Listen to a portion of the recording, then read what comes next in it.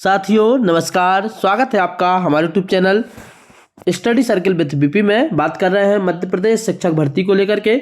मध्य प्रदेश शिक्षक भर्ती में 3 साल की परीक्षा अवधि कंप्लीट करने वाले शिक्षकों को लेकर के आज का ये वीडियो है। ऐसे शिक्षक साथी जिनका 3 साल का प्रोविजनल कंप्लीट हो चुका है, उनको फिर से एक बार डॉक्यूमेंट सत्यापन कराना है। डॉक्यूमेंट सत्यापन कराने के लिए हमको कौन से डॉक्यूमेंट्स लगेंगे और हमको कौन सी सावधानी रखनी है, कौन सी गलतियां नहीं करनी है, इस पर ये वीडियो है। डीपीआई का आदेश जारी हो चुका है। यह पूरी अपडेट क्या है, पूरी जानकारी आपको विस्तार से बताते हैं। साथियों, आपने डीपीआई का एक आदेश देखा होगा। डीपीआई से एक आदेश जारी हुआ है, ये वाला 11 तारीख को आदेश जारी हुआ।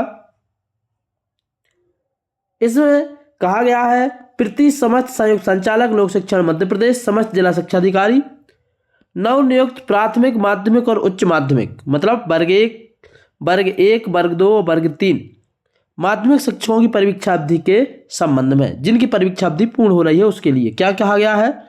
उच्च माध्यमिक शिक्षक पात्रता परीक्षा वर्ष 2018 एवं प्राथमिक शिक्षक पात्रता परीक्षा 2020 के आधार पर अक्टूबर 2021 से 2023 तक प्रदेश में प्राथमिक, माध्यमिक और उच्च माध्यमिक शिक्षकों की नियुक्तियां की गई हैं। यह नियुक्तियां भर्ती नियम 2018 के नियम, मध्य प्रदेश राज्य स्कूल शिक्षा सेवा शैक्षणिक संवर्ग सेवा शर्तें भर्ती नियम 13 के तहत 3 वर्ष की परीक्षा अवधि पर की गई हैं। 3 वर्ष पूर्ण होने पर परीक्षा अवधि समाप्त किए जाने की प्रक्रिया के संबंध में निम्नानुसार कार्यवाही करें। क्या कार्यवाही होनी है, स्पष्ट लिखा हुआ है। परीक्षा अवधि समाप्ति हेतु जिला स्तर पर समिति गठित की जाएगी, जिसमें जिला शिक्षा अधिकारी, सहायक संचालक और एक हायर सेकेंडरी प्राचार्य शामिल होंगे।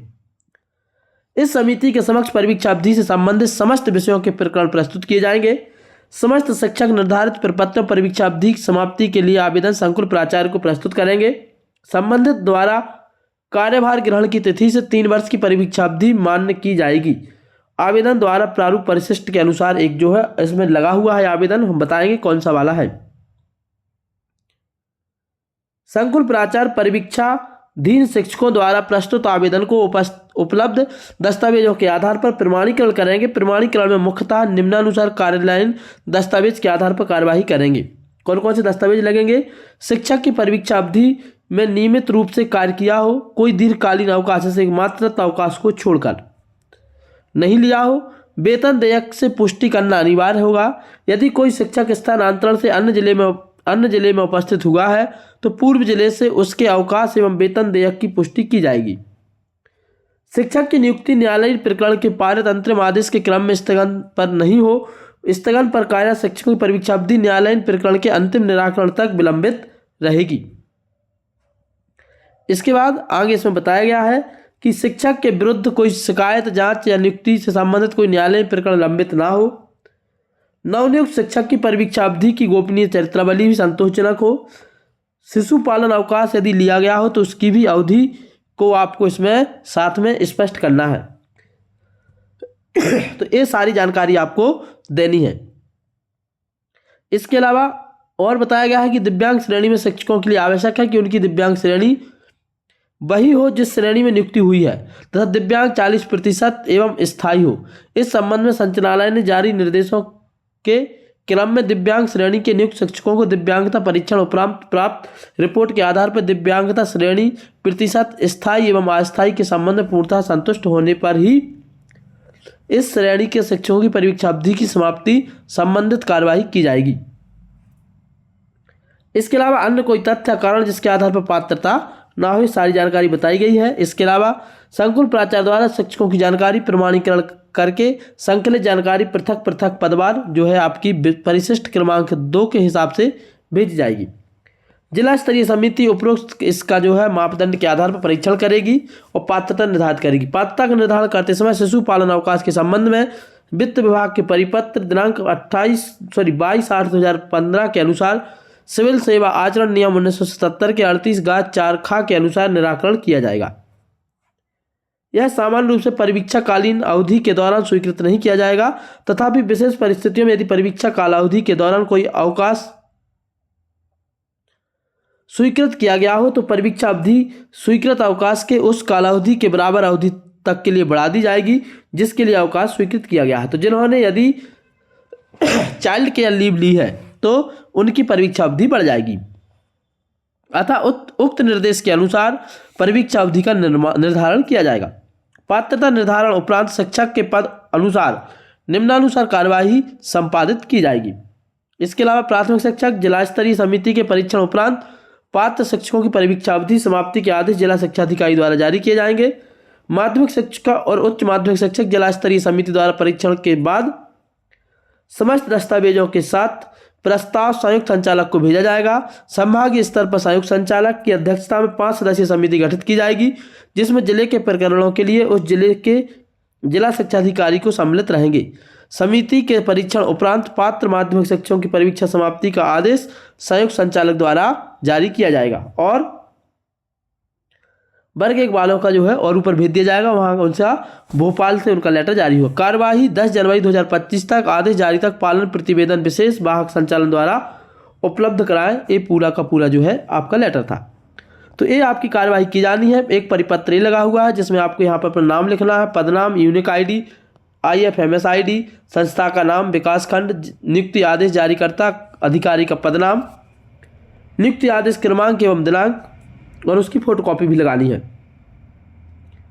कार्यभार ग्रहण करने की दिनांक, कार्यभार ग्रहण करने की तिथि से 3 वर्ष पूर्ण होने की दिनांक, निलंबन या जांच प्रचलित हो तो उसकी जानकारी, परीक्षा अवधि में लिए गए अवकाश का विवरण, अवकाश का प्रकार, अवधि कब से कब तक, स्वीकृति आदेश का क्रमांक। इसके अलावा नियुक्ति से संबंधित न्यायालयीन प्रकरण में पारित अंतरिम आदेश के क्रम में स्थगन है तो कोई विवरण, याचिका क्रमांक, अंतरिम आदेश दिनांक और आदेश का विवरण।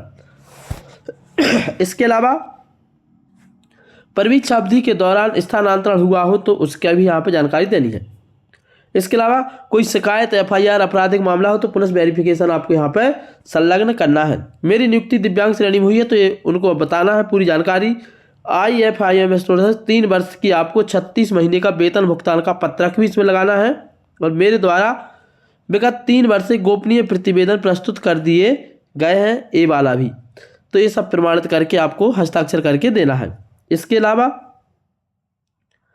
वेतन भुगतान के लिए आपका जो है नाम, पदनाम, यूनिक ID, एम्प्लॉय ID भी यहाँ पे दी जानी है। विगत 3 वर्ष का IFMS से वेतन भुगतान की सीट प्रिंट के साथ इसको संलग्न करना है। इसके अलावा और क्या करना है, ये संस्था प्रमुख के द्वारा भरा जाएगा। परिशिष्ट क्रमांक 2 प्रमाणित किया जाता है जो है ये प्रिंसिपल द्वारा भरा जाएगा, तो इसका प्रिंट निकाल करके भी इसको भरवाना है और ये फिर जमा करना है। इसके अलावा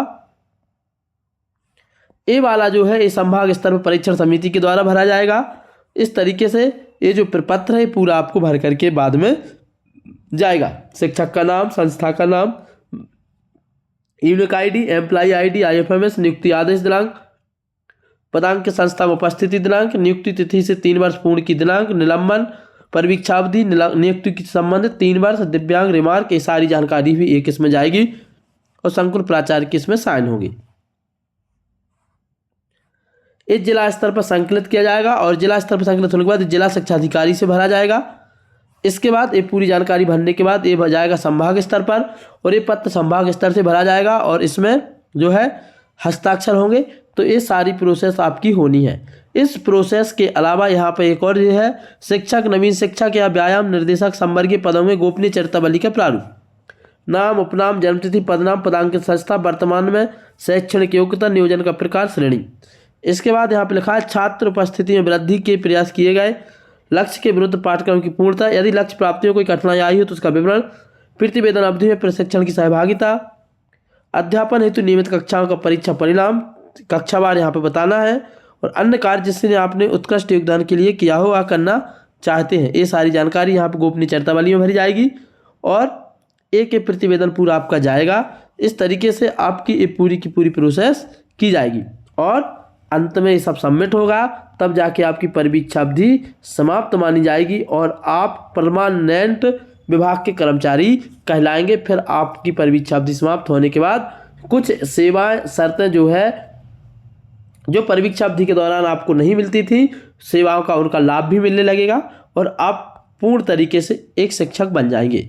तो ये थी पूरी जानकारी। कैसी लगी आपको जानकारी? अच्छी लगी है तो इसको जो है लाइक कर लें। साथ ही यदि आपको इससे संबंधित कोई जानकारी चाहिए है तो आप कमेंट करके और बताएं। ये आपका जो है संयुक्त संचालक जबलपुर संभाग का है। ये पूरी प्रोसेस जो है DPI की है। अभी ट्राइबल की इसमें अलग से प्रोसेस आएगी, उसकी जानकारी हम आपको अलग से देंगे। इसके अलावा इस सब प्रोसेस में आपको कहीं नहीं जाना है, सारी की सारी प्रोसेस जो है आपको संकुल स्तर पर करनी है। बाकी बचा हुआ काम संकुल प्राचार्य के माध्यम से जो है कराया जाएगा, तो आपको कहीं विशेष परेशान नहीं होना है। आज के इस वीडियो में इतना ही। जय हिंद।